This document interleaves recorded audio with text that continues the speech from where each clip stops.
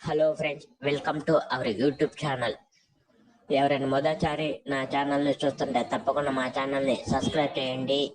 ఈ వీడియోని లైక్ చేసేయండి. ఇంకా టాపిక్లోకి వెళ్దాం. ఒక గ్రామంలో నీలిమ అనే అమ్మాయి ఉండేది. నీలిమ ఒక పెద్దింటి కుటుంబంలో జన్మించింది. ఎవరైనా పేద ప్రజలు సంతోషంగా ఉంటే చాలా సహించేది కాదు. అయితే ఒకరోజు నీలిమ ఒక పేద ప్రజల పిల్లలు చాలా హ్యాపీగా సంతోషంగా గ్రామంలో ఆడుకుంటూ ఉన్నారు. అది చూసిన నీలిమ ఆ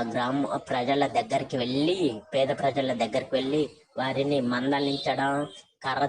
మందలించడం అలా చేస్తూ ఉన్నది.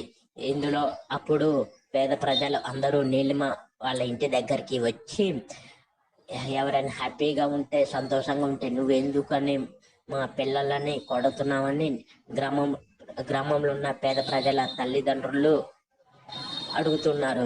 ఈ విషయంపై చాలా చర్చలు జరిగాయి గ్రామంలో, ఈ పిల్లని ఏం చేయాలి అని.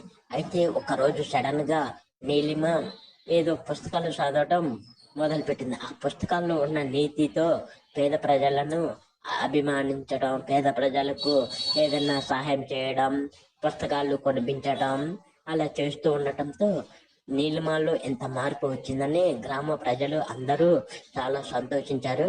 అప్పటి నుంచి గ్రామంలో ఉన్న పేదలందరినీ ఆప్యాయంగా పలకరించడం, మాట్లాడటం చేస్తూ నీలిమ ఉన్నది.